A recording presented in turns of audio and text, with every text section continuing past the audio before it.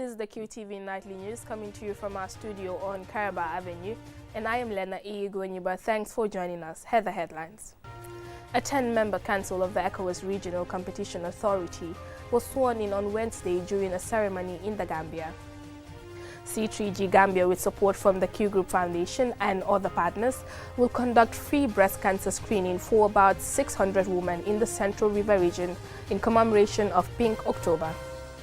National Assembly members have praised the report presented by the Gambian delegation to the third ordinary session of the Pan-African Parliament held in South Africa.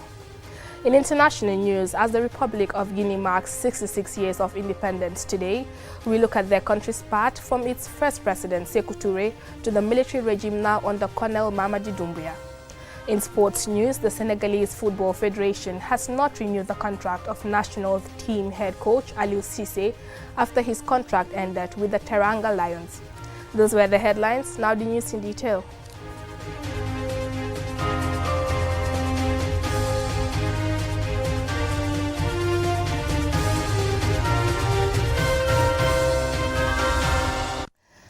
A 10-member council of the ECOWAS Regional Competition Authority, tasked with promoting fair market competition in the sub-region, was sworn in on Wednesday during a ceremony in the Gambia.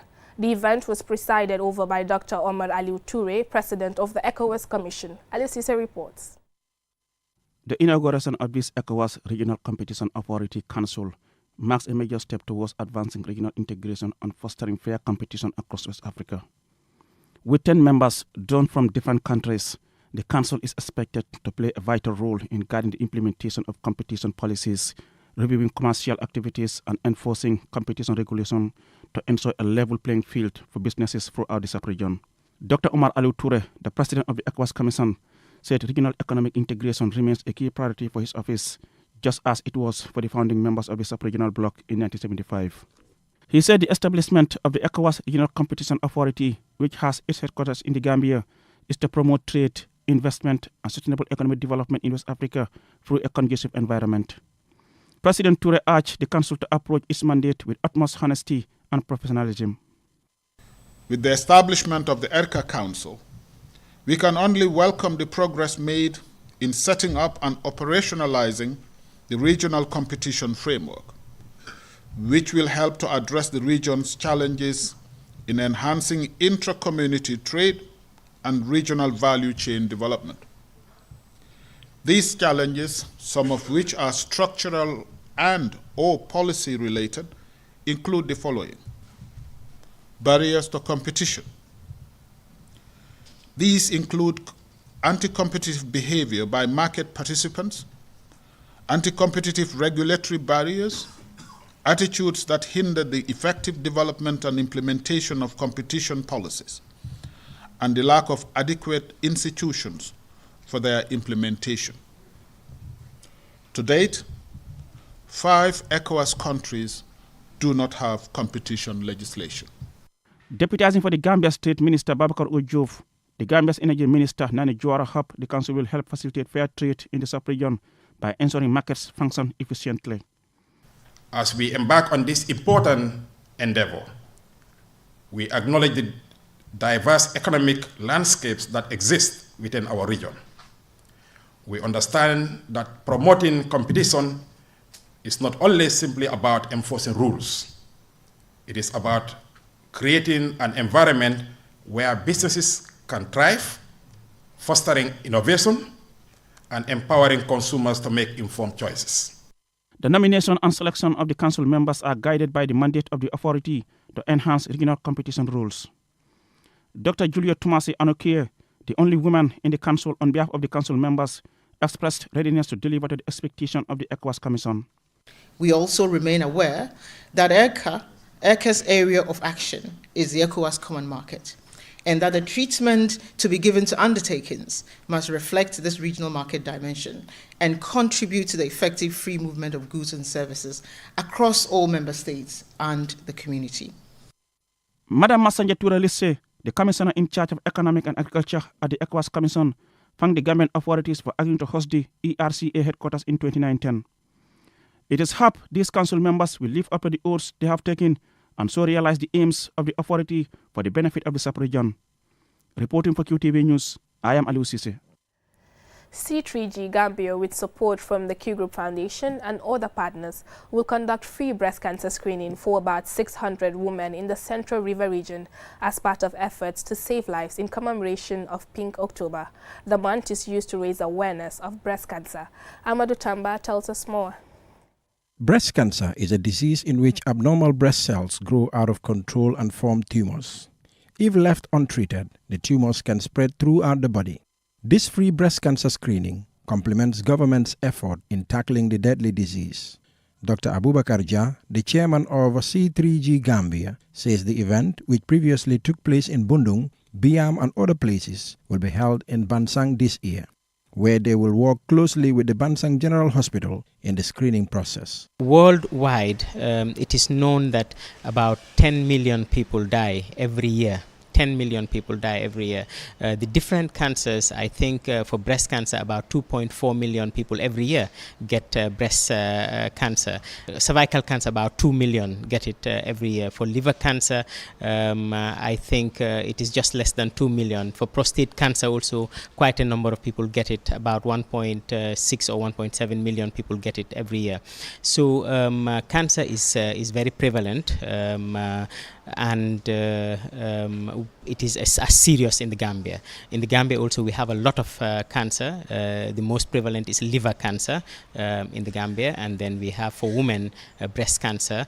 For males, prostate cancer is the most common form of cancer. Where there are little or no means to detect the causes of the different types of cancer, its prevention might be difficult.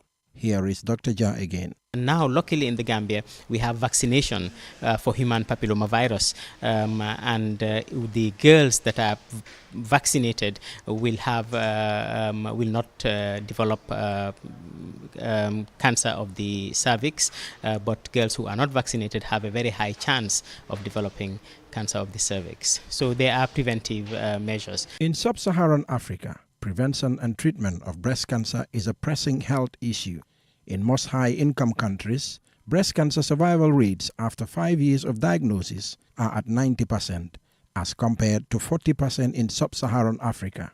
Health experts attribute this to inadequate breast cancer care and late-stage diagnosis of the disease. The Gambia has taken significant steps in cancer treatment. The most common way of breast cancer showing is a lump. Is a lump in the breast that was not there before. And if women are feeling their breast every day, then if there is a lump there, they will notice that lump. But if you notice that lump, you should not leave it there alone. So if you leave it there, it will grow and grow and grow until it ulcerates, until it starts smelling. Unfortunately for us in the Gambia, a lot of women come at that stage when it has fungated already and it has spread all over the body, and then it will be very difficult to treat them, and that is why many people think that there is no treatment. But if you come early, there is treatment for breast cancer or any other cancer. We treat it here in the Gambia, and we have lots of doctors who can treat it, and all you need to do is to come early. C3G Gambia stands for Cancer Confrontation Care and Consolation Gambia.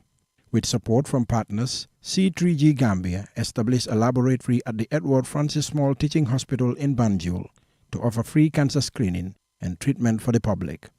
The Q Group Foundation is one of the major sponsors of C3G's efforts to fight cancer in the Gambia.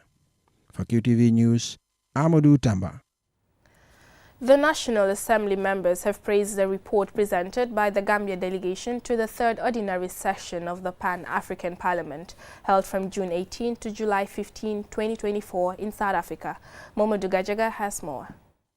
Swaibu Toure, the National Assembly member for Woolly East and head of Gambian delegation, provides insights into crucial topics addressed in the report, including the free movement of goods and people, education and gender equality.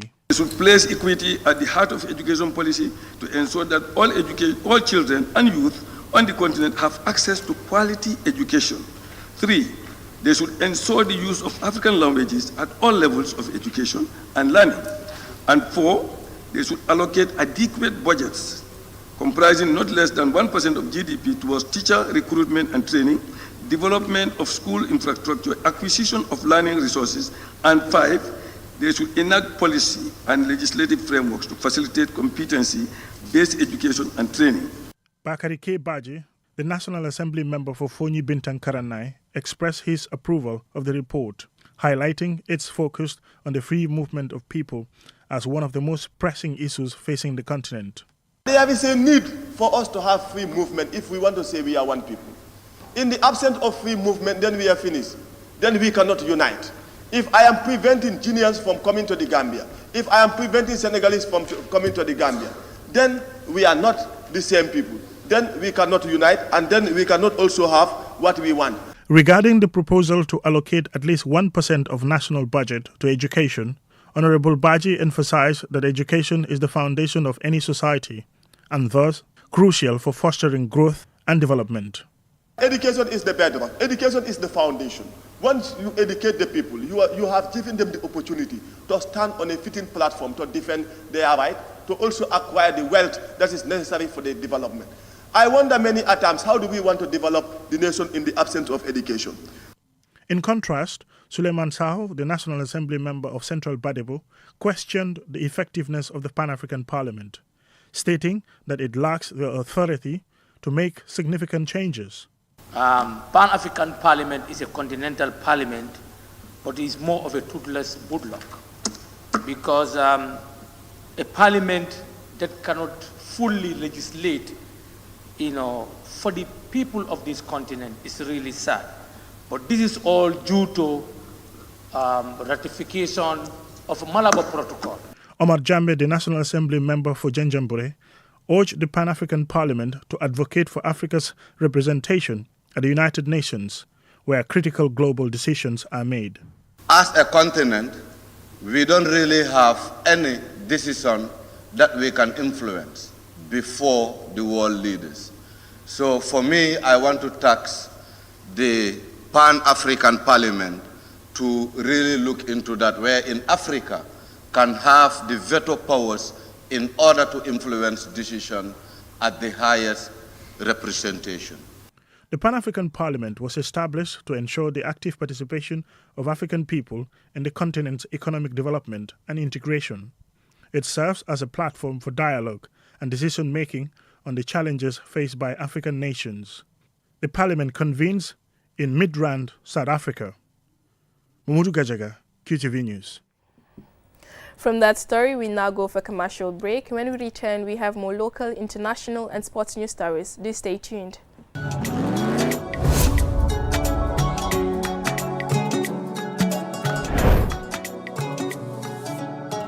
Welcome to the future of transportation in the Gambia. The Bertel Harding Highway, a 22-kilometer double carriageway, is set to revolutionize travel and connectivity in our beloved country. The Bertel Harding Highway is transforming transportation in the Gambia with new roundabouts and vehicular overpasses. But safety must come first. Standing along the road or at roundabouts to flag down taxis creates unsafe conditions and unnecessary traffic jams. Remember, always board taxis at designated taxi garages or the garas located at major traffic points. Drivers stopping in no stopping zones will be penalized. Let's keep our roads clear and safe. Together, we can ensure a safe and efficient journey for all.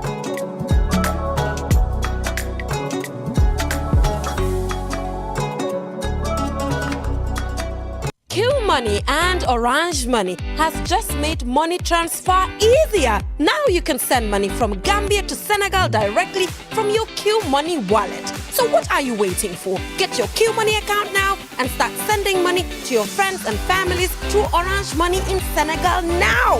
For more information, call our customer care on 133. Q Money, Sunu Kalpe. Terms and conditions apply.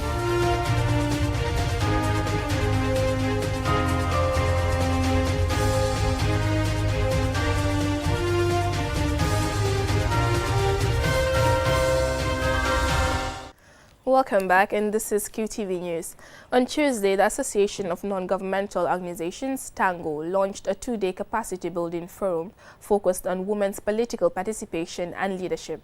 The event brought together members from various civil society organizations and NGOs across the country. More from Alaji Lamin Funding Dabo. Despite progress toward inclusivity, women remain significantly underrepresented in decision-making roles worldwide, with the Gambia's being among the lowest in that respect. In the Gambia's law-making body, the National Assembly, only 5 out of 58 assembly members are female, making up just 8.6% of the chamber. This forum aims to address a critical issue at the heart of democratic governance, namely the participation of women in political leadership. Ami Toure is the Research, Monitoring and Evaluation Officer at Tango. The reason why we are having this training, this is like a TOT, a train of trainers for the thematic working group, so that they can go out, advocate for more women political participation, and also from women to be taking part in decision-making process. They will be taken through on the lobbying techniques, how to do lobbying, both at the political party level and also at the national level. The role of civil society organizations, CSOs, in advocating for women's political participation is crucial. These organizations serve as vital channels for change, raising awareness and mobilizing communities to understand the importance of inclusive leadership. Kimaru, the project manager, represented the United Nations Development Programme UNDP at the event. We have a very strong mandate as UNDP in the Gambia to promote the leadership of women at all levels, local level, national level, in every sector, private sector, political parties, and that's why this project was developed in collaboration with UNFPA, UNICEF, and with funding from the UN Peace Building Fund. When communities recognize the critical role women play in shaping policies that impact their lives, they become advocates for change themselves. Alhaji S. Cham, a senior program officer at Tango, conveyed an important message to the women on behalf of the executive director of Tango. 51% of the population are women. The majority of them are women. If all the women vote for a woman candidate, of course, obviously she will win. Because they form the majority, let them have the confidence and stop discriminating each other. When a female candidate is nominated, let them go behind, rally behind her and vote for her, because they form the majority of this country. And women, when they are in leadership, they are very strong. Because when they say yes, they mean yes. When they mean no, they mean no. Achieving gender parity in political leadership requires a multifaceted approach, necessitating collaboration among governments, civil society, and private sector. Together, CSOs and NGOs in the country can pave the way for a future where all voices are heard and women stand alongside men in shaping a more just and equitable world. For QTV News, I am Lamin Alaifandindawo. We now take a look at some international news.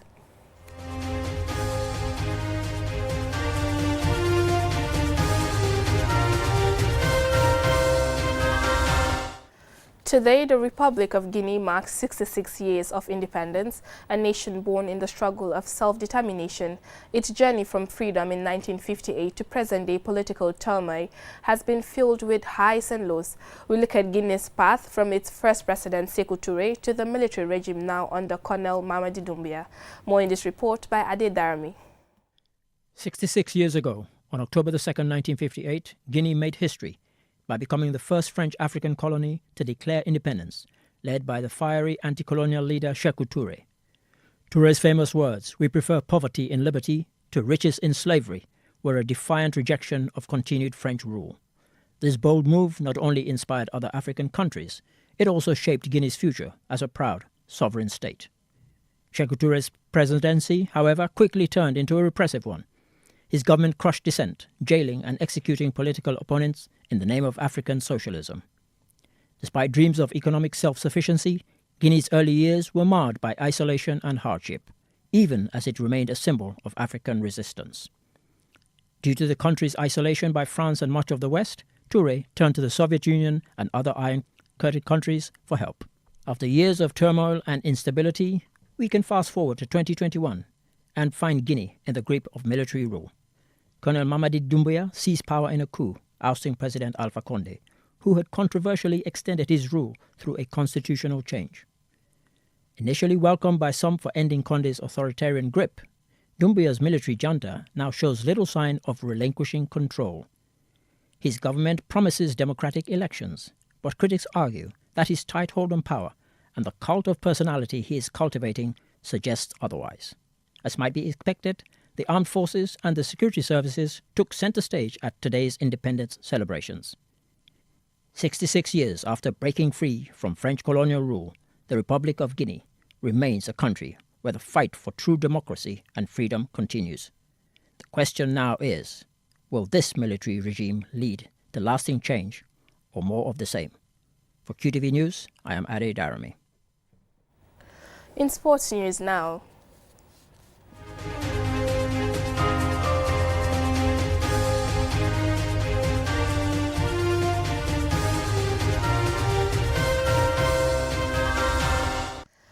The Senegalese Football Federation has not renewed the contract of national team head coach Aliou Cissé, the man who led them to their only AFCON triumph after his contract ended with the Teranga Lions. Amadou Tamba has more on this story.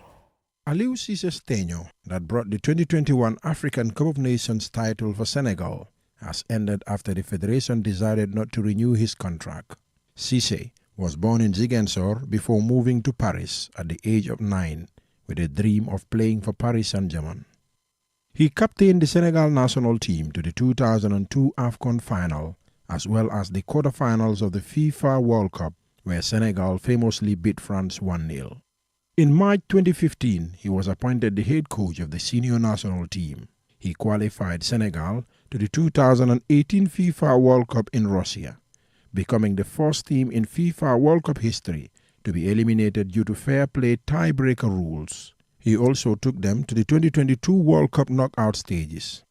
Despite losing the 2019 AFCON final 1-0 to Algeria, in February 2019, the Senegalese Football Federation extended Cissé's contract till August 2021. In 2022, he led Senegal to their first ever African Cup of Nations title, beating Egypt 4-2 in a penalty shootout. The country's Football Federation FSF issued a statement. The FSF would like to thank Aliou Cissé for his good collaboration and his brilliant results as the head coach of various national selections and wishes him every success for the future.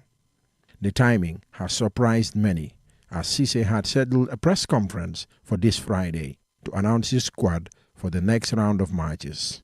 Following Cissé's departure, his assistant Pape Thiaw, a former international, is expected to lead the team in its two AFCON qualifiers doubleheader against Malawi on October the 11th and 15th. There is speculation in Senegal that the FSF might go in for a foreign coach, whilst football fans wish to see a local manager giving the reins. For QTV News, Amadou Tamba. Also in sports news, Nemasu Central Football Club are champions of the Kemo Cissé Senior Football Tournament after beating Birkama Willingara Football Club at the Sam Jaite Memorial Football Field in Faratobo, Jankunda on Saturday. Here is Babukar Sisi. The kickoff for the highly anticipated senior final was taken by Kemo Cissé, the treasurer of the Gambia Football Federation and the chief guest of honor. Nemasu Central struck early, with Seydou Diallo scoring the first goal within just 3 minutes of the first half. As both teams battled for dominance, Nemasu extended their lead with Keba Cissé netting the second goal in the closing 10 minutes of the first half, leaving Wellingara frustrated as they went in at halftime trailing 2-0. During the break, both coaches rallied their players, urging them to elevate their performances. Meanwhile, the Nemasu fan club celebrated jubilantly, showcasing their excitement with drumming, singing and dancing. The second half brought a twist when, just 10 minutes in, the referee awarded a controversial penalty to Wellingara, which Nemasu contested. Despite their protest, the penalty stood, and Sirif Sanyang converted it, narrowing the score to 2-1. Shortly thereafter, Sirif Sanyang struck a second to equalize, making it 2-2, prompting both coaches to rise from their benches, shouting encouragement to their teams. In a dramatic turn of events, Lamin Demba, alias Figo, a defender with Welengara, was involved in a contentious moment in the final minutes of the match for handling the ball in the 6-yard box, as he had dislocated his right shoulder. The referee awarded a penalty to Nemasu, which Njanko Kanyi confidently scored, igniting a frenzy of celebration among Nemasu supporters. Here is the reaction from the two captains, Abdoulaye Job and Omar Gueye, from Welengara and Nemasu respectively. They led us 2-0 and we managed to equalize. However, we made a silly mistake that allowed them to score again. But that's football. It's all about winning or losing. We thought the match was over after leading 2-0, but that wasn't the case. We kept pushing until we secured the win. The coaches of both teams, Mohamed Gassama of Welingara and Haruna Jallo of Nemasu respectively, tell us how they viewed the contest. I commend my boys for their hard work. They led 2-0 in the first half, and we equalized in the second half. Unfortunately, a handball by one of my players resulted in a penalty that secured their win. We will learn from this and come back stronger next time. We have been preparing for this final, and in football, training is key. We won the cup last year, and again this year.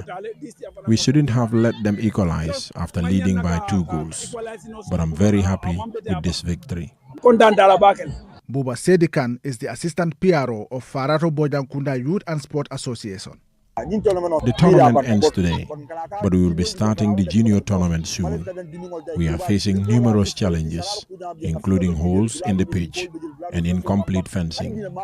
We are seeking support as football is very popular in Bojankunda. The match concluded with Nemasu celebrating their victory with $20,000 and a giant trophy.